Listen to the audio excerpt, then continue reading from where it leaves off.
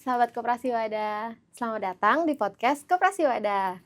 Siapa nih di antara teman-teman yang udah lihat di podcast sebelumnya, di episode 1, podcast tentang usaha dari Bang Tito. Nah, kali ini kita akan melanjutkan episode yang kedua bersama narasumber yang inspiratif, masih muda, dan juga bersemangat dalam memulai usaha. Nah, aku perkenalkan Kafida. Halo, perkenalkan namaku Afida, biasa dipanggil Vida. Nah, aku ini di bagian dari divisi program ya, sebagai fasilitator. Tapi selain itu, aku juga jualan kireng. Kireng ini singkatan dari keripik cireng. Seperti itu, salam kenal sahabat Koperasi Wadah. Oke, gimana kabarnya hari ini? Alhamdulillah baik ya. Lagi sibuk apa? Lagi sibuk ini ada proposal dari Dapur Gizi, kerjaan saya itu.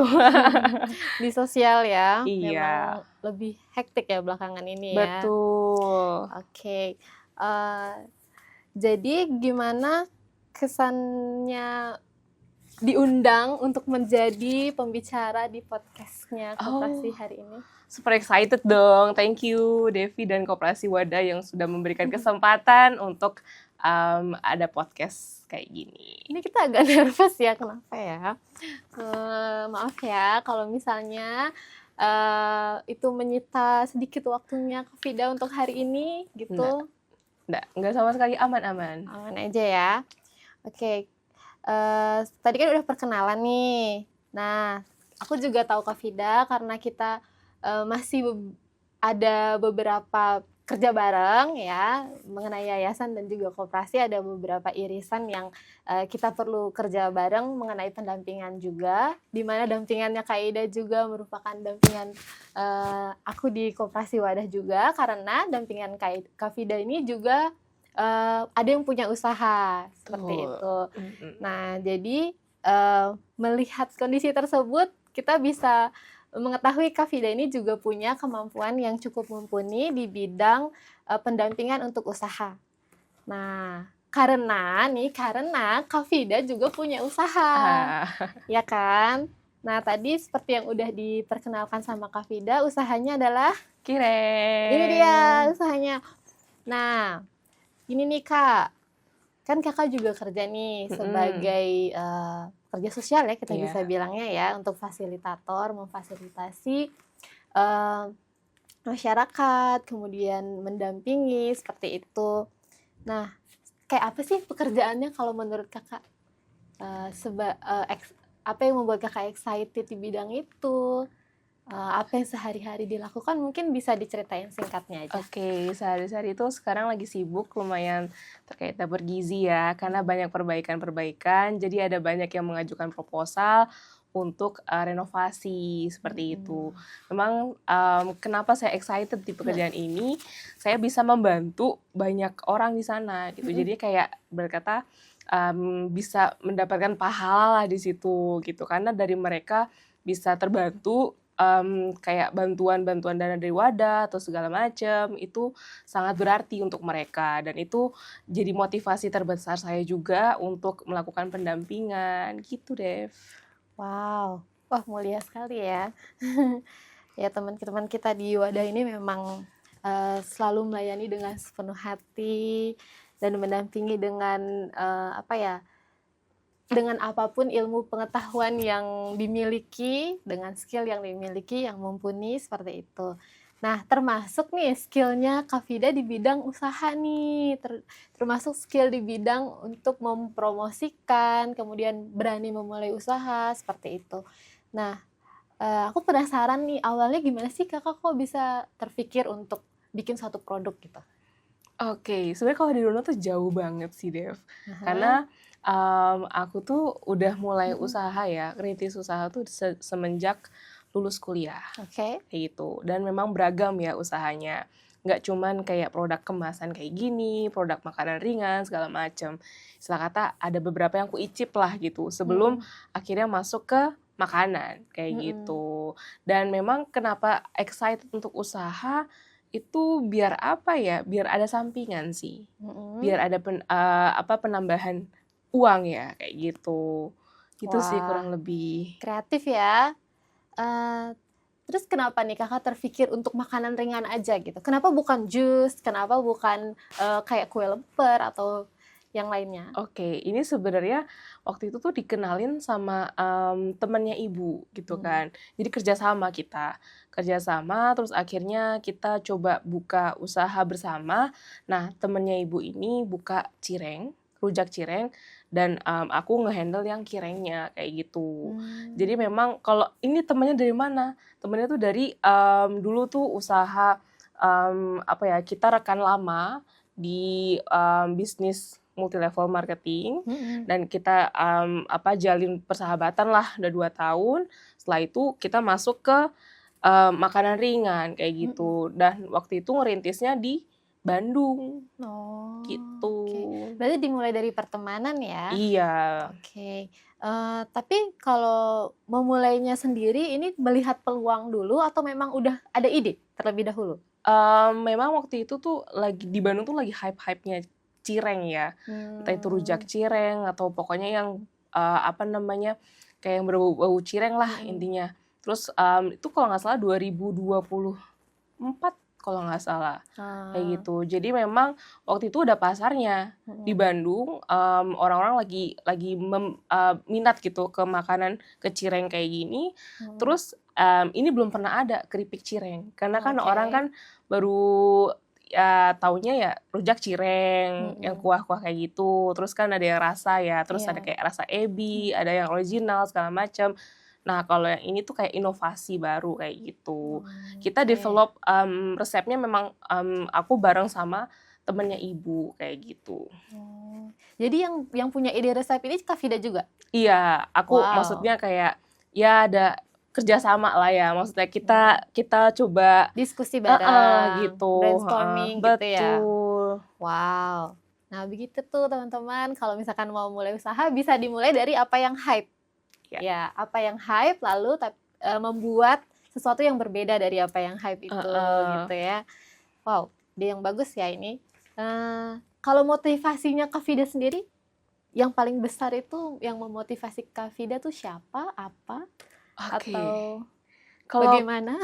kalau untuk motivasi ya, motivasi terbesar aku tuh sejauh ini ibu ya. Mhm, Karena memang ini adalah bukan legacy sih, tapi kayak amanahnya dari ibu sebenarnya. mhm, Memang kan ketika itu, ibu yang, berkenalan sama temennya, tapi mhm, langsung diamanahkan ke aku untuk jalanin usahanya.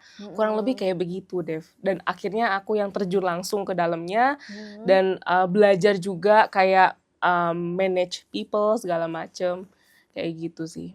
Oh, berarti karena, ibunya Kak Vida ini sudah Betul, punya, apa ya, keyakinan bahwa anaknya ini bisa loh, gitu. Jadi kayak semacam, ngetes juga nih, ya nggak sih?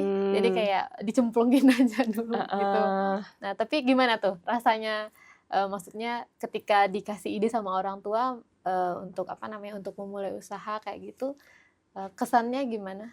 Karena memang, mamaku menjadi perantara aja ya, karena kan Mhm, yang bener-bener ngerjain kan di Bandung kan aku sama ada adikku kan, mhm, dan di situ tuh bener-bener challenge banget, Dev. mhm, Kayak kita harus bener-bener, apa ya, tahu ini selera masyarakat itu gimana, ada mhm, yang kan kayak trial and error, kayak misalkan yang mhm, pedes ini tuh bener-bener kita develop-nya lumayan lama. mhm, Karena masyarakat Bandung yang terbiasa micin, mhm, sukanya asin-asin, ketika mhm, dibawa ke Jakarta itu katanya terlalu asin. Oke, oke. kita kurangin lah gitu kan level asinnya. Mhm, Nah, terus ada yang suka pedes. Kalau di Bandung biasanya kayak biasalah untuk mhm, pedes di sini gitu kan mhm. katanya. Terus ketika dibawa ke Jogja, ini kepedesan. Jadi kita kurangin level pedesnya. Kurang lebih kayak gitu. Tuh kurang Mmm, lebih tuh memakan waktu hampir setengah tahun lah ya. wow, lama Untuk juga, iya, 6 untuk bulan? resepnya aja sampai yang akhirnya Wah, aku pede untuk heeh, didistribute ke, apa namanya, di Bandung gitu. wow. Tapi itu semacam improvement juga ya, jadi kita nggak cuma ngelihat, "Oh, di Bandung sukanya micin-micin," tapi ketika dibawa ke sini ternyata seleranya berbeda gitu kan, setiap daerah itu punya selera yang berbeda-beda dan Kak Vida berusaha untuk menyesuaikan dengan Betul, selera masyarakat. betul.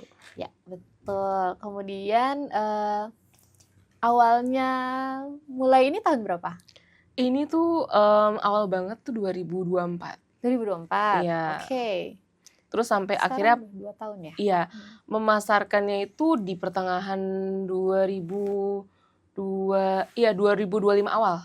Udah dipasarkan gitu. Berarti 2024 sampai 2025 awal itu develop Iya. produknya dulu, nyiapin segala macam produk maupun Packaging, betul. Packaging itu susah banget ya teman-teman. Betul. Kalau mau mulai usaha itu packaging itu harus eye catching, harus mengandung ingredients ini dan itu, banyak elemen yang harus dimasukkan ke packaging. Betul. Boleh diceritakan kesulitannya untuk membuat sebuah packaging itu? Wah, sampai nentuin warna aja itu. Nentuin kita warna palet ya? Kita udah kurang lebih tuh 2 kali ganti desain ya. 2 kali ganti desain sampai akhirnya nih terakhir yang standing pouch. Karena sebelumnya kita yang biasa kayak yang di toko oleh-oleh, yang kayak apa sih plastik gitu? Iya, pakai plastik biasa. Dan itu kayak kok kalau misalnya kita lihat ketika produknya udah tinggal dikit banget, itu tuh kayak kelihatan agak murahan gitu ya. Jadi kita harus naikin value-nya nih biar nggak kelihatan jelek gitu kan, biar kelihatan menarik. Akhirnya dibuatlah standing. Ini kayak kelihatan lebih doff gitu ya. Berbeda dari plastik-plastik yang biasanya. Betul. Atau pouch-pouch yang biasanya. Aku jujur waktu lihat ini pertama kali kan di Wadah juga kita biasa sharing-sharing ya, kalau ada makanan bareng-bareng kita cobain bareng-bareng gitu. Nah pas pertama aku lihat ini katanya dari Kafida gitu, produknya Kafida. Aku lihat wow, packagingnya emang beda sih ya, nggak kayak biasanya kan plastik-plastik yang transparan, ini kayak lebih doff ya nggak sih? Iya, lebih karena halus gimana gitu. Iya, karena yang doff ini lebih tebal. Alasannya itu sih. Untuk menaikkan value dari produk, betul. Ini maaf ya aku nyontek dikit ya. Oke, jadi tantangannya nih apa nih ketika memulai usaha? Ini kita nggak boleh meremehkan ya, usaha itu mau besar mau kecil pasti semuanya ada challenge-nya ya kan? Challenge-nya tersendiri. Nah, kalau untuk Kafida sendiri kayak apa tuh challenge-nya? Tantangannya banyak sih ya, Dev. Ya kayak usaha itu kan kita bisa ukur ya, sustain itu kayak udah pencapaian sebenarnya. Bertahan itu menurut aku udah sebagai pencapaian. Betul. Karena kalau misalkan yang aku bandingkan ketika dulu di Bandung, aku biasanya sudah terjadwal ada pengiriman kemana aja. Itu dan waktu itu tuh di Bandung ada 4 pekerja ya. Dan itu tuh kayak udah enak gitu, sudah ada jadwal pastinya. Ngirim waktu itu sempat di Bandung itu kirim ke Happy Harvest. Yang ada di Sumarekon, Sumarekon Mall Bandung, terus ke Piakawitan, Pangalengan, sama ke Serba Susu. Dan itu tuh udah enak gitu loh, maksudnya kita sudah ada targetnya. Nah, saat pindah ke Jakarta, ngurus dokumen, itu tuh langsung biar beda itu banget dokumen gitu. Apa yang dokumen legalitas kan, karena waktu itu tuh diminta kayak PRT segala macam. Terus kan kalau halal kan emang sudah ada ya. Nah, cuman kayak itu, kayak apa sih, ada dokumen haki ya, yang menyatakan bahwa produk itu adalah sah, idenya dari Kafida, semuanya dari Kafida. Jadi ketika nanti ada yang menjiplak, kita bisa nuntut dan sebagainya ya kan. Betul. Wow, udah sampai haki loh teman-teman. Wow, salut juga sih, karena emang kalau mau mulai usaha itu kita susah di konsistennya ya, sustainnya gitu. Kita mulai, wah nggak laku nih, udahlah nyerah aja. Padahal kalau misalkan, wah nggak kejual, berarti itu tandanya kita harus gali lagi, ya kan? Kayak ini kurangnya di mana ya? Customer tuh sukanya yang seperti apa ya, gitu kan? Harusnya, nah ini udah termasuk contoh yang luar biasa ya, maksudnya nggak menyerah aja. Itu udah poin plus gitu. Karena ya aku juga pernah memulai juga ya untuk usaha, dan ya karena harus mengerjakan yang lain jadi kayak ada rasa menyerah gitu. Nah, jadi aku bisa bilang nggak menyerah aja udah bagus banget, ya kan? Dan ini masih berjalan loh sampai sekarang ya kan? Masih berjalan. Sekarang punya berapa ini ya pekerja? Kalau untuk sekarang itu 2 pekerja. Di Jakarta? Iya, di Jakarta. Oh, berarti sekarang produksinya juga, rumah produksinya di Jakarta? Iya, tapi kalau di Bandung itu kan memang 4 pekerja dikerjakan kayak setiap hari ya. Kalau sekarang di Jakarta tuh kalau ada orderan, jadi kita pre-order. Kayak gitu sifatnya. PO. Kalau dari tempat oleh-oleh yang biasanya Kak Vida naruh itu masih sering order? Kalau untuk saat ini kerjasamanya itu di kantin PKK, Koperasi Balai Kota, terus sama Cafe Difabis di Balai Kota juga. Itu yang masih kerjasama sampai saat ini. Koperasi Wadah juga Kak, jangan Iya, lupa. Koperasi Wadah, Iya, bersama 3. Iya, oke. Tapi ini udah lama ya belum nyetok lagi. Kakaknya Betul. sebetulnya harus siap-siap produksi lagi karena memang ketika dipasarkan di Koperasi Wadah juga cukup banyak yang minat waktu itu. Waktu itu juga sempat ramai dan terjual beberapa pieces ya. Kita juga jual online juga. Dan kadang ada aja yang iseng gitu. Dan sebentar lagi juga Koperasi Wadah mau punya toko nih. Kita udah siap-siap untuk punya toko fisik. Jadi sepertinya jumlah dari piecesnya nanti produknya itu harus lebih banyak karena nanti ada semacam etalasenya gitu. Ya didoakan ya teman-teman ya. Oke, kita lanjut lagi ya Kak. Nah, apa nih yang bikin Kakak nggak pengen nyerah gitu? Ada banyak soalnya yang nyerah. Aku juga kadang gitu kalau mau mulai usaha tuh langsung kalau nggak laku tuh langsung kayak udahlah, udah cukup sampai sini gitu. Sebenarnya banyak faktor ya. Iya. Kayak banyak faktor sih. Kayak pasti kalau lagi mau jalan terus ada aja yang bikin kita kesandung lah apa gitu ya Dev ya. Tapi memang aku inget waktu perjuangan aku di Bandung itu tuh nggak main-main karena aku bener-bener di sana kayak apa ya ibarat kata kayak dari enak-enaknya gitu tinggal di Jakarta gitu kan beraktivitas tiba-tiba harus ngejalanin usaha di Bandung itu suatu apa ya turning point aku yang lumayan challenging banget gitu ya dan keluar dari zona nyaman keluar dari zona nyaman dan dari situ kayak aku flashback ini tuh dibuat dengan susah payah masa mau berhenti aja gitu. Oke, jadi ingat perjuangan awalnya kayak gimana. Gitu teman-teman kalau misalnya lagi punya usaha tapi kayak ngerasa wah di tengah-tengah nih kok rasanya sulit banget ya. Harus ingat memulainya gimana gitu ya. Wow, bijak sekali. Oke, selanjutnya ini kan sibuk nih nganter setiap hari nih ya. 8 to 5, terus habis itu tetap harus memanage pesanan dan lain-lain atau mungkin kepikiran mau bikin kemasan baru atau rasa varian baru dari produknya gitu misalnya tuh. Gimana tuh bagi waktunya? Oke, nah karena memang aku lumayan sibuk di sini ya, maksudnya kayak udah 9 to 5 kerja, emang saat ini aku serahkan usaha kiring ini ke adik aku. Jadi dia yang manage segala macam kayak gitu. Tapi untuk yang kayak kontak-kontakan tetap aku. Jadi kalau adikku hanya manage yang produksi dan pencatatan pembelanjaan segala macam kayak gitu. Oke, berarti dari pencatatan pembukuan itu tetap Kak Vida, terus tetap kontrol dari segi orderan kayak gitu ya. Pesanan juga. Kalau packing gitu adiknya? Packing iya ada yang bantu juga kan. Oke, jadi kerjasama ya. Nice. Wah, jadi tertarik nih. Pengen di di bidang food juga gitu ya. Untuk bikin produk makanan gitu kan. Nah, kalau produk makanan itu legalitas itu sangat penting ya.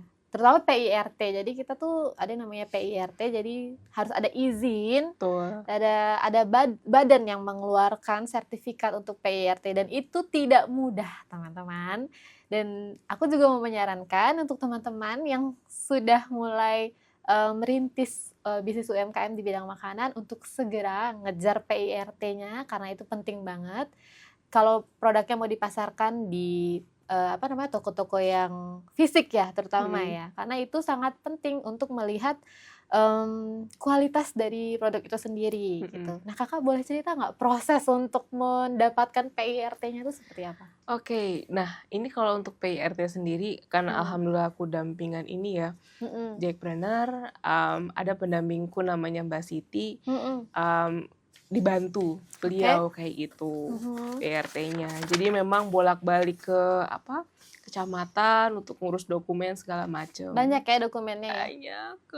Boleh dibantu disebutkan itu apa kayak, aja kira-kira? Udah lupa sih Dev sebenarnya. Soalnya waktu itu tuh kayak udah di list kayak kamu harus masukin KTP segala macam, terus rumah produksinya juga harus difoto segala macam. Iya Terus sih, detail sih emang. detail sih itu. Terus kayak ngurus selain PRT ada Ada uji lab halal. juga kan? Iya, kayak gitu.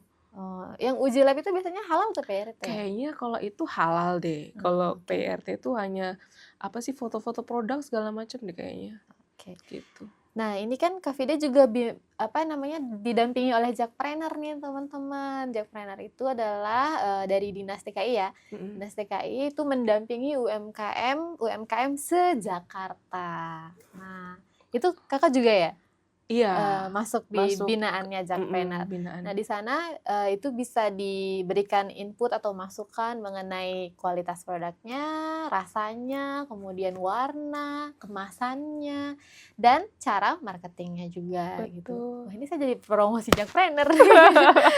Jadi begitu teman-teman, ada banyak cara yang bisa dilakukan untuk mengembangkan produknya sendiri. Ya, jadi ada banyak sebenarnya yang bisa membantu ketika kita mau memulai ataupun sedang menjalankannya. Kalau menurut Kak Vida, apa sih manfaatnya untuk ikut seperti Jakpreneur dan lain-lain terhadap kualitas produknya? Kalau kualitas produk itu kita bisa kayak kalau kita masuk ke Jakpreneur tuh kita dapat komunitas sih.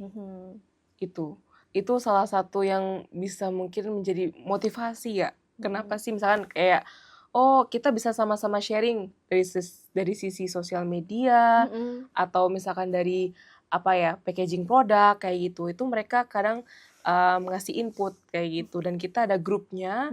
Itu jadi kita bisa saling motivasi satu sama lain kayak gitu. Berarti bisa menemukan relasi teman-teman yang juga seperjuangan. Ya, gitu yang kan? jualan makanan khususnya. Kayak misalkan, kalau misalkan packaging kayak gini kurang bagus Mbak, kalau di etalase lebih yang misalkan dari segi warna nih, eye-catching-nya merah gitu, jangan yang gelap, hitam kayak gitu. Kalau untuk Itu makanan ada palet warnanya sendiri ya, betul, orange, merah gitu ya. betul kayak gitu. Jadi dapat masukan Oke. dari mereka gitu. Wow, udah sampai ke situ berarti udah nggak main-main dong kualitasnya ya kan? Udah sering ikut pameran juga nih. Bisa diinfoin nih Kak, biasanya ikut pameran kemana aja? Sebenarnya ya nggak sesering itu juga, tapi alhamdulillah bisa mendapatkan kesempatan beberapa kali karena memang kalau untuk yang di Jakpreneur ini kita ngomongin yang pameran mana nih? Pameran pribadi maupun Jakpreneur maupun yang waktu itu sama koperasi juga. Oke. Jadi waktu itu kalau misalkan yang waktu itu dari Koperasi Wadah tuh diundang ke pameran apa ya Dev ya? Waktu itu di Kementerian Kehutanan. Oh ya, Kementerian dan Kehutanan. satu lagi di Patra Jasa. Iya. Ada sempat ya. Itu lumayan ya dari segi penjualan juga ya alhamdulillah terjual beberapa pieces ya. Karena memang pameran itu sebenarnya lebih ke branding gitu ya. Karena lebih ke branding, tapi kalau ada yang belanja itu ya udah suatu achievement juga gitu. Kayak kalau misalkan di luar Koperasi Wadah, waktu itu sempet dapat kesempatan untuk pameran merayakan HUT DKI Jakarta di Balai Kota. Itu tahun 2025. Ya, itu pernah. Jadi produk kita tuh yang binaan Jakpreneur dikurasi dan hanya produk-produk terpilih yang bisa masuk. Jadi satu DKI Jakarta gitu, dari Jakarta Pusat, Selatan, Timur, Utara seperti itu. Dan hanya terpilih kalau nggak salah tuh sekitar 30 apa 40 pelaku usaha gitu. Berarti dari yang didampingi itu disaring juga ya? Iya. Untuk diberikan kesempatan untuk pameran, jadi tidak semua yang didampingi itu dapat kesempatan itu. Enggak semuanya kayak gitu. Jadi memang hasil kurasi. Betul, kurasi, dan itu proses kurasinya juga memakan waktu kurang lebih 3 bulan. Jadi udah dari awal-awal tahun itu udah kita ngumpulin produk ke Dinas PPK UKM ya kalau nggak salah. Pokoknya ada dinas di dekat wali kota itu. Nah, itu kita kirimkan produk ke sana kayak gitu. Terus yang kedua tuh pernah ikut ini sih Jumat Beli Lokal. Itu acaranya di Pemda juga. Dan waktu itu pernah bintang tamunya atau yang gestarnya itu Meisya Siregar. Itu yang bantu promosiin produk Kireng secara live di akun sosialnya Pemda kalau nggak salah waktu itu. Wow, itu kalau udah sampai ke Pemda berarti udah bagus banget. Nggak gampang kan dikurasi, banyak yang kayak ini nggak Hmm. masuk, ini nggak masuk gitu biasanya. Eh, itu kan ada yang kakak bilang tadi jualan live ya. Mm-mm. Kalau kakak sendiri nyoba nggak jualan live di Shopee, TikTok atau gitu? Jujur Pernah nggak? belum. Pernah nggak? Saya kan lagi tren tuh Belum. sekarang, Iya. lagi tren untuk jualan online. Atau ada nggak kepikiran mau ke sana? Tapi ada kepikiran sih untuk ke sana. Nanti yang kelola mungkin orang lain ya, Betul. dari adik atau apa, tapi idenya bisa. Oke, cukup banyak ya yang didapatkan hari ini, tetapi sebenarnya masih ada pertanyaan lagi nih. Boleh. Oke, sekarang kita mulai beralih ke area yang marketing sedikit gitu kan. Oke. Boleh diceritakan apa sih yang menjadi keunggulannya produknya ini dibandingkan dengan produk-produk yang lain? Oke, kalau kireng ini masih jarang ditemuin ya. Biasanya kan orang kan taunya kan cireng. Cireng itu aci digoreng. Kalau ini kireng, keripik kireng kayak gitu. Dan memang kalau kireng ini dia nggak terlalu apa ya, dari segi gorengan tuh menurut aku ya ini nggak terlalu menyakan sih. Jadi ini juga bisa kalau untuk yang original ini bisa dimakan kayak untuk anak-anak kecil dan nagih sih. Setelah kalau udah pernah nyoba itu nagih. Iya, karena saya sudah pernah mencobanya. Dan ya kita nggak terlalu banyak pakai micin by the way. Ya, ini kelihatan kalau yang biasanya kan kalau micin itu dia pure kayak bubuk warna merah gitu kan. Ini tuh ada bubuk cabai nih. Jadi Betul. berarti bumbunya ini diolah sendiri juga. Betul. Iya, jadi itu yang membedakan ya.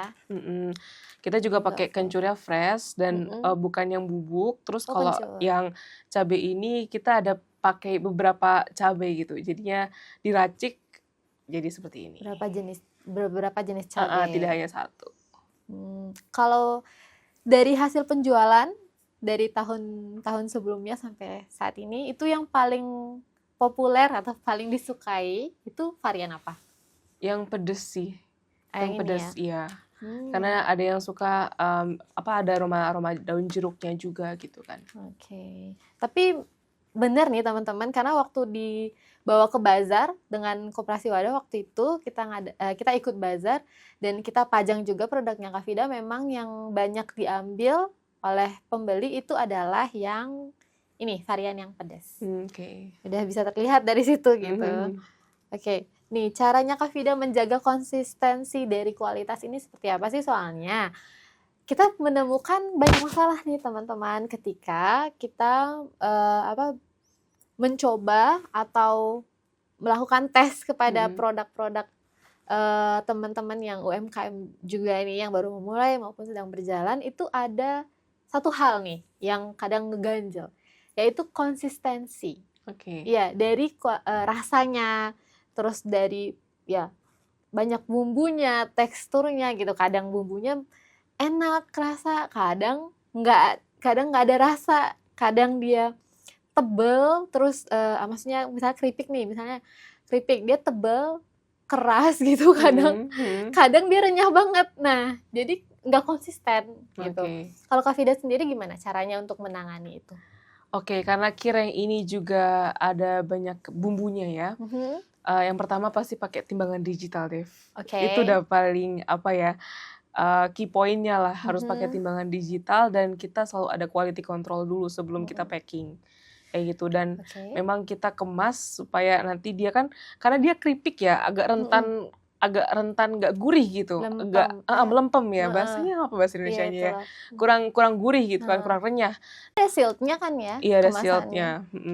Dan kalau kayak untuk bubuk-bubuk cabai ini kita hanya ambil cabai kualitas yang bagusnya gitu.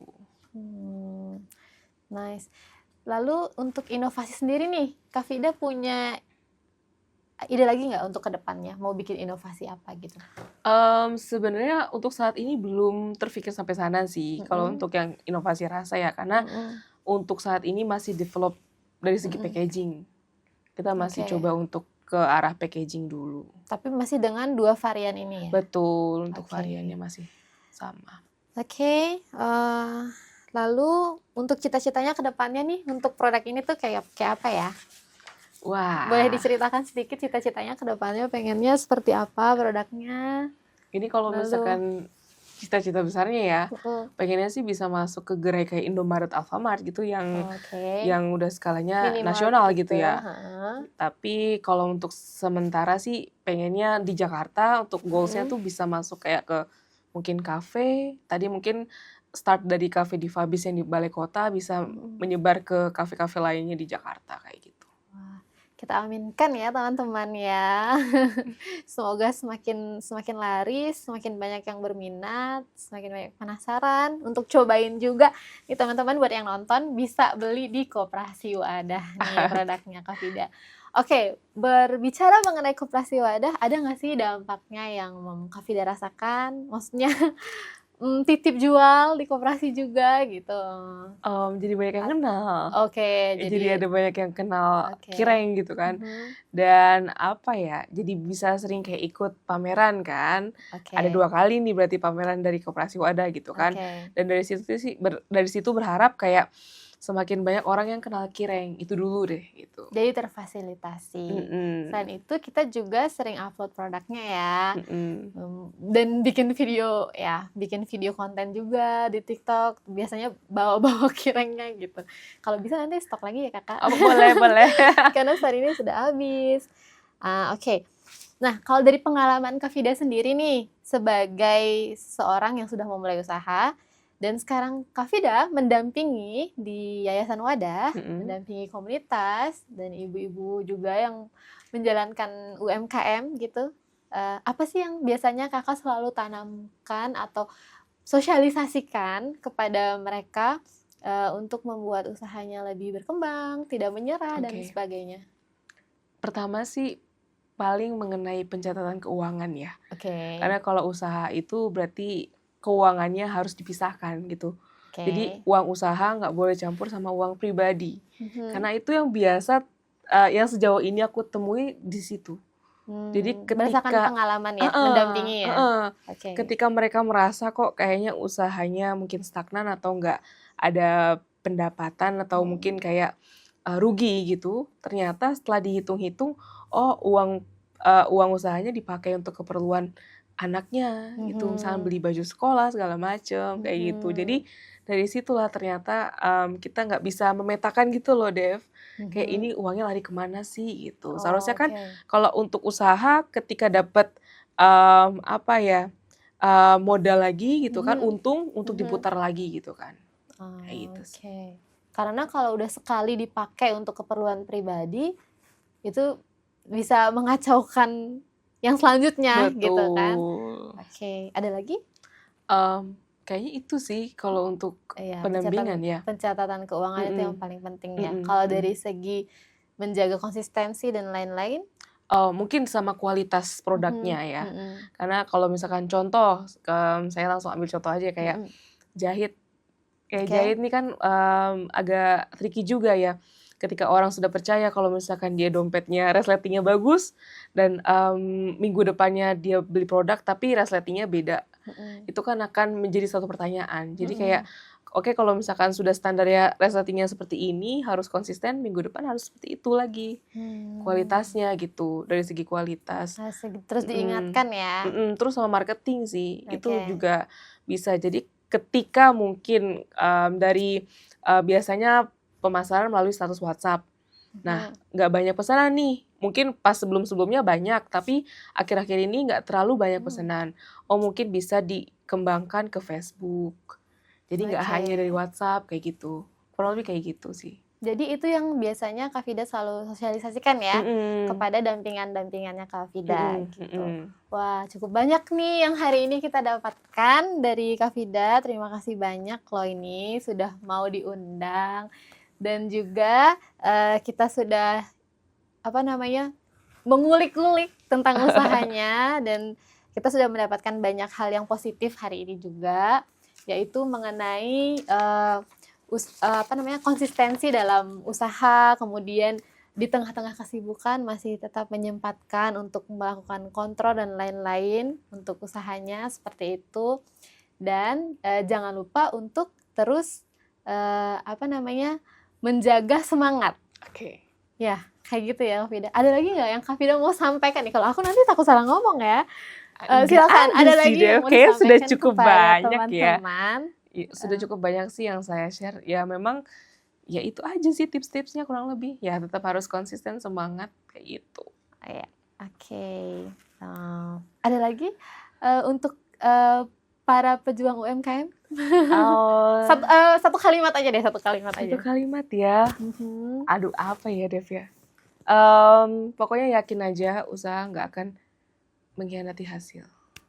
Oke. Ya, kurang lebih kayak gitu sih. Ketika mungkin stuck gitu ya, coba cari cara yang lain dan yakinlah sama pertolongan Tuhan ya. Oke, siap. Oke, jadi itu saja nih untuk episode kali ini. Terima kasih banyak sudah mau hadir di podcast kali ini. Ini adalah podcast yang kedua. Jangan lupa buat teman-teman, jika berminat dengan produknya Kafida, bisa langsung ke websitenya Koperasi Wadah atau Instagramnya Koperasi Wadah. Ada TikToknya Koperasi Wadah juga untuk mendapatkan kireng yang apa ya kita bilangnya? Apa nih bahasa gaulnya? Apa tuh? Kita Kireng yang keras-keras. Apa sih? Gak tahu deh. kireng yang maknyus pokoknya ya. Oke, sekian sampai ketemu di podcast selanjutnya. Terima kasih. Dadah.